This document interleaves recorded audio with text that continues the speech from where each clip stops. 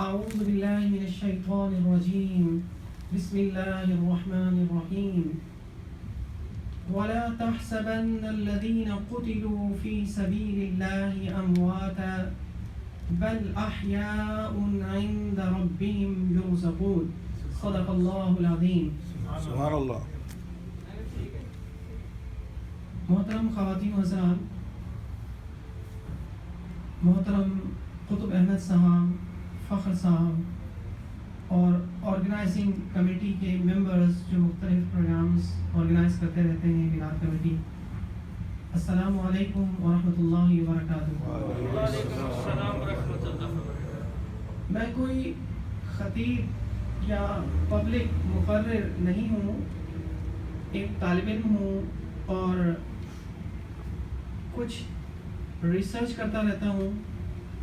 بہرحال کا شکریہ انہوں نے میرا تعارف کرایا، ورنہ تو اس کی ضرورت نہیں تھی اتنی ساری چیزوں کی. آج کے اس پروگرام میں میری گفتگو کے دو حصے ہیں. ایک حصہ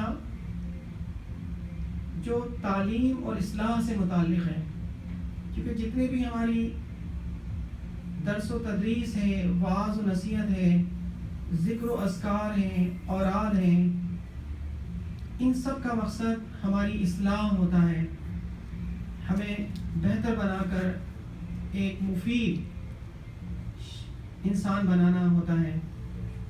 تو اگر ساری باتیں سننے کے بعد بھی اور سب کچھ جاننے کے بعد بھی اگر ہمارے اندر کوئی تبدیلی اور بہتری نہ آئے تو ہم نے اپنا وقت ضائع کیا. اور اس کا دوسرا جو محرم الحرام کی اہمیت اور عاشوراء کی اہمیت اور ان کی وجہ فضیلت اور اس دوران محرم الحرام میں کرنے والے اعمال اور اہل بیت اطہار کی فضیلت سے متعلق دوسرے حصے میں گفتگو کی جائے گی. اور انشاءاللہ کوئی بہت طویل اور بہت لمبی چوڑی گفتگو نہیں ہوگی. مجھے جتنا ٹائم دیا گیا ہے، مجھے آدھے گھنٹے سے 40 منٹ تک کا کہا گیا ہے، اسی دوران میں اپنی گفتگو کو ختم کروں گا انشاءاللہ. حضور صلی اللہ تعالی علیہ وسلم نے فرمایا کہ الا وان فی الجسد مضغۃ اذا صلحت صلح الجسد كله واذا فسدت فسد الجسد كله الا وهي القلب. There is a piece of flesh in body. If it is sound, the whole body will be sound. If it is diseased and corrupt, the whole body will be diseased and corrupt. That is heart. یہ حدیث میں نے اس لیے English translation کی، جب ہم explanation کریں تو سب ہمارے ساتھ ہوں. کوئی اس حدیث میں دل کی اصلاح کے بارے میں کہا گیا ہے. اور امام بخاری نے جب 16 سال کی محنت کے بعد ایک حدیث کی بک کمپائل کی، صحیح بخاری، تو اس کی پہلی حدیث سب کو پتہ ہے، بہت سارے لوگ جانتے ہیں، انما الاعمال بالنیات وانما لکل امرئ ما نوى. پہلی حدیث نہ نماز پر ہے، نہ روزے پر ہے، نہ زکوٰۃ پر ہے، نہ مناقب پر ہے، نہ ذکر و اذکار پر ہے، کیونکہ ان سب کے صحیح اور غلط ہونے کا دار و مدار، ان سب کے سے فائدے اور نقصان کا دار و مدار یہ اس پر ہے ہماری نیت کیا ہے، کس نیت کے ساتھ ہم نے کوئی دنیاوی مقصد کے لیے کیا، سارا کچھ کھیل تماشے کے لیے کیا. تو نیت، انما الاعمال بالنیات، کہ اعمال جو بھی کریں، چاہے ہم ذکر و اذکار کریں، اوراد کریں، بیٹھیں، جمع ہوں، کھانا کھلائیں لوگوں کو، تو جو بھی عمل ہے اس کے صحیح یا غلط ہونے کا دار و مدار، اس کے قبول یا رد ہونے کا دار و مدار یہ اس پر ہے کہ ہم نے کس نیت سے کیا. سبحان اللہ. تو اسی لیے ہم یہاں بیٹھے ہیں. تو اگر ہم اچھی نیت سے صرف اور صرف اللہ کی رضا اور محبت کے لیے اور شہدائے کربلا کی یاد میں اور ان سے محبت اور اہل بیت سے محبت کی خالصتاً اور خالص نیت کے ساتھ یہاں بیٹھیں گے تو اس کا ہمیں بہت دنیا میں بھی آخرت میں بھی ہر جگہ اس کو فائدہ حاصل ہوگا. اور دوسرے مقاصد بھی ہمیں حاصل ہوں گے. ہماری سوشل نیٹ ورکنگ بھی بہتر ہوگی, ہم ایک دوسرے کو جانیں گے, ہم ایک محفل کریں گے. لیکن اصل ہمارا نیت اور top priority should be given to the love of Allah, nothing else. اور انسان, قرآن کریم کا موضوع کیا ہے؟ انسان ہے. پورے قرآن میں جتنے بھی واقعات بیان کیے گئے, اور جو بھی فرعون کا واقعہ ہو, چاہے موسیٰ علیہ السلام کا ہو, کسی کا بھی ہو, چاہے وہ کشتی نوح کا ہو, ان تمام سے مقصد یہ ہے کہ انسان کو بہتر بنایا جائے. انسان جب بگڑ جاتا ہے تو پھر واقعہ کربلا پیش آتا ہے. اس میں حق اور باطل کی جنگ ہوتی ہے. ایک طرف باطل ہے, ایک طرف حق ہے. انسان کو انسان کیوں کہا جاتا ہے؟ ہمیں آپ کو اللہ نے شرف خطاب سے نوازا. قرآن کریم میں متعدد جگہ ہمیں انسان کہا. ہمارے لیے بڑے اعزاز کی بات ہے.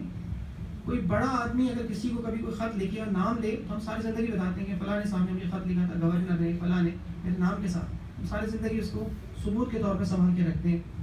تو اللہ نے ہمیں بنی آدم کہا, انسان کہا. ایک جگہ اس طرح ہمیں مخاطب فرمایا, یا ایھا الانسان ما غرک بربک الکریم الذی خلقک فسواک فعدلک فی ای صورت ما شاء رکبک. اے انسان, تجھے اپنے رب کریم کے بارے میں کس چیز نے فریب میں مبتلا کر رکھا ہے؟ وہ رب کریم جس نے تجھے پیدا کیا, تیرے اعضاء کو استوار کیا, ان میں ایک توازن پیدا کیا, تو اس کے سامنے اکڑ گیا, تو اس کے اہل بیت کے سامنے اکڑ گیا, تو اس کے قریبی لوگوں سے ڈٹ گیا, غرور و تکبر میں مبتلا ہو گیا, پاور کے نشے میں آ گیا. تو انسان کو انسان کیوں کہا جاتا ہے؟ انسان کو انسان اس لیے کہا جاتا ہے. امام راغب اصفہانی کی ایک کتاب ہے المفردات امام راغب. جتنے بھی لوگ ہیں ان کا کوئی بھی مرتبہ فکر ہو, جب کسی قرآنک لفظ کا روٹ دیکھنا ہو, اس کی میننگ دیکھنے ہو, تو اس کا حوالہ دیا جاتا ہے. یہ ایک نان کانٹروورشل شخص ہیں جو عربی زبان کے ماہر تھے, اور زبان قدیم میں اس میں انسان کو انسان کہنے کی کئی وجوہات بتائیں. 2 وجہ. ایک وجہ یہ ہے کہ انسان کا لفظ انس سے نکلا ہے, پیار محبت سے نکلا ہے. کیونکہ انسان کی طبیعت ایسی ہے, وہ دوسروں کو پسند کرتا ہے, دوسروں سے مانوس ہوتا ہے, دوسرے اس سے مانوس ہوتے ہیں. یہ انسان کی ایک خصلت اور طبیعت ہے, اس لیے اس کو انسان کہا جاتا ہے. ایک اور دوسرے قول کے مطابق انسان کو انسان اس لیے کہا جاتا ہے کہ انسان نسیان سے بنا ہے. یہ انسان کا لفظ نسیان کا مطلب ہے بھول جانا, بھول چک ہونا. انسانی سرشت میں یہ بات ہے, اس کی خصلت میں یہ ہے کہ وہ بھولتا رہتا ہے. اسی لیے اللہ رب العزت نے بہت سارے انبیاء کرام کو بھیجا, ورنہ ایک دفعہ ایک میسج دے کے بھیج دیا, بار بار کیا ضرورت تھی. اسی طرح قرآن کریم پڑھیں تو ایک ہی بات بار بار آتی, کیونکہ انسان بھولتا رہتا ہے. یہ نہیں کہ اگر نماز کا حکم ایک جگہ دیا تو اب قرآن ختم کرنے کے بعد دوبارہ پہلے سے بار آئے گا تو دوبارہ, بلکہ بار بار جو ضروری باتیں ہیں وہ بار بار دہرائی جاتی. انسان بھولتا رہتا ہے. تو انسان کی یاد دہانی کے لیے بہت سے انبیاء کرام کو بھیجے گئے, کتابیں بھیجی گئیں. انسان نہ صرف ہم اور آپ بھولے, ہمارے جد امجد حضرت آدم علیہ السلام سے بھی ایک نسیان ہوا. قرآن کریم میں ہے کہ فنسیا فلم نجد لہ عزما, وہ بھول گئے اور ہم نے انہیں ارادے کا پکا اور مضبوط نہ پایا. تو قرآن کریم کے الفاظ ہیں. تو بھول گئے. حضرت آدم علیہ السلام سے بھی ایک خطا اور غلطی ہوئی تھی, اور شیطان سے بھی غلطی ہوئی. آج کی زبان میں اللہ رب العزت نے دونوں کی ایکسپلینیشن کال ہوئی, دونوں سے پوچھا. شیطان نے منطق اور کا سہارا لڑایا کہ مجھے آگ سے پیدا کیا اور وغیرہ وغیرہ, جبکہ آدم علیہ السلام نے فرمایا کہ ربنا ظلمنا انفسنا وان لم تغفر لنا وترحمنا لنكونن من الخاسرین, کہ باری تعالیٰ غلطی ہو گئی, معاف فرما دے, اگر تو نے معاف نہ کیا تو ہم خاسرین میں سے ہوں گے. یہاں سے انسانیت اور شیطانیت کا فرق پتہ چلتا ہے. کوئی انسان غلطی کرے اور معافی تلافی کر لے تو وہ آدمی بھی ہے, انسان بھی ہے. اگر کوئی اس پہ ڈٹ جائے، اپنی غلطی کو جسٹیفائی کرے، غلط بات پہ جان دینے لینے پہ تل جائے اور اس پہ توبہ نہ کرے، معذرت خواہ نہ ہو، تو وہ آدمی تو ہے، انسان نہیں ہے. اسی لیے کسی نے کہا تھا کہ آدمی کو بھی میسر نہیں انسان ہونا، کہ آدمی تو بہت ہے، انسان کوئی ہے. انسان جو انسانیت کے لیے باعث عذاب اور تکلیف بن جائے، باعث شرارت بن جائے اور نقصان کا باعث بن جائے، ہر وہ شخص آدمی تو ہے جو کہ آدم کے اولاد سے ہے، لیکن انسان کہلانے کا حقدار اور مستحق نہیں ہے. اور پھر جو سیدہ شباب اہل الجنہ سیدنا امام حسن اور حسین علیہ السلام کے لیے مصیبت اور تکلیف، اور سیدۃ نساء اہل الجنہ بی بی فاطمہ الزہرا رضی اللہ تعالی عنہ کے لیے ایک مصیبت اور تکلیف کا باعث بن جائے، اس کو جسٹیفائی کرنا، اس کے بارے میں دلائل دینا، اس کے بارے میں اس طرح کی باتیں کرنا مناسب نہیں ہے. بلکہ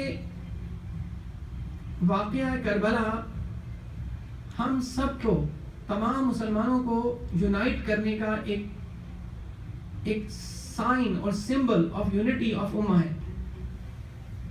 اس طرح سے کہ کوئی بھی دنیا میں کوئی بھی جو مسلمان ہے وہ کبھی بھی grandson of prophet peace be upon him صلی اللہ علیہ وسلم، نواسہ کسی بہت بچوں کو نہ سمجھ میں آئے، ان کے کلرز اور ان کے مارنے والوں کو کبھی ان کے ساتھ نہیں ہوگا. کسی سے بھی پوچھیں، ایک عام شخص کا، ایک معصوم بے گناہ کا قتل بھی گناہ ہے، تو اتنی ساری خصلتوں اور باتوں کے باوجود اتنے بڑے گھرانے کے فرد کے ساتھ یہ کرنا کس طرح سے جسٹیفائیبل ہو سکتا ہے کہ ان کے کوئی شخص بھی حقیقت میں ان کے مارنے والوں کے ساتھ نہیں ہو سکتا، نہ ان کی فیور کر سکتا ہے، نہ ان کی فیور میں دلائل دے سکتا ہے. کوئی ہر دھرم ہو تو ایک الگ بات ہے، ویسے عقل نہیں مانتی. تو ایک تو اصلاح ہے قلب کے بارے میں ہمارے جو شیوخ ہیں، میرے پیر و مرشد ہیں، اور ہمارا سلسلے میں سبھی ہر سلسلے میں بہت زور دیا جاتا ہے. اور دوسرے مذاہب میں بھی، اگر آپ بدھزم وغیرہ پڑھیں اور دوسرے مذاہب پڑھیں، اس کے اندر بھی بنیادی طور سے یہ ہے کہ اپنے دل کی اصلاح. کہ ہماری دنیا، our world is polluted, our hearts are polluted, soul is also polluted. Without cleaning your soul and heart, we cannot achieve a satisfaction in our life. تو ہم سارا زور باہر صفائی پہ لگاتے ہیں، وہ بھی ضروری ہے، لیکن اس کے ساتھ ساتھ ہمیں اپنے آپ کی اصلاح، اندرونی چیزوں کو بہتر بنانے کی بھی ضرورت ہے. کیسے کریں؟ ہمارے پیر و مرشد نے ایک مثال دی ہمیں اکثر کہ ہر چیز کا ایک مقصد ہوتا ہے. مثال کے طور پہ یہ مائک ہے، اگر کام نہ کرے تو بیکار ہے. فریج ہے، کولنگ کرنا اس کا مقصد ہے، اگر کولنگ نہ کرے تو ٹریش ہے، مصیبت ہے، گھر میں کوئی نہیں رکھتا. کیمرہ ہے، اگر پکچر نہ کھینچے تو بیکار ہے. اسی طرح جس طرح ہر چیز کا ایک مقصد ہے. ایک سیمنٹ کا کارخانہ ہے، اگر سیمنٹ پروڈیوس نہ کرے تو بیکار ہے. اسی طرح انسانی باڈی کا بھی، انسانی لائف کا بھی ایک مقصد ہے. اور جیسے دیکھیں، ایک سیمنٹ کا کارخانہ ہو، ہر کارخانے میں ایک آئلنگ اور گریسنگ ڈپارٹمنٹ ہوتا ہے، مینٹیننس ڈپارٹمنٹ ہوتا ہے جو آئلنگ گریسنگ کرتا ہے. لیکن اصل مقصد آئلنگ گریسنگ نہیں ہے، بلکہ اچھا سیمنٹ پروڈیوس کرنا ہے. اسے فنکشنل رکھنے کے لیے یہ سارے کام کیے جاتے ہیں. اگر کارخانہ سیمنٹ پروڈیوس کرنا بند کر دے تو کیا مینٹیننس اور آئلنگ گریسنگ ڈپارٹمنٹ اور اس مینٹیننس ڈپارٹمنٹ کا کوئی جواز رہے گا؟ نہیں رہے گا. وہ اسی لیے کہ کام ہوگا، ڈیپریسیشن ہوگا، پرابلم ہوگی. اسی طرح ہماری زندگی، کھانا پینا، سونا، انٹرٹینمنٹ، یہ سب زندگی کا مقصد نہیں ہے، بلکہ زندگی کے مقصد کو حاصل کرنے کے لیے یہ آئلنگ اور گریسنگ ہے.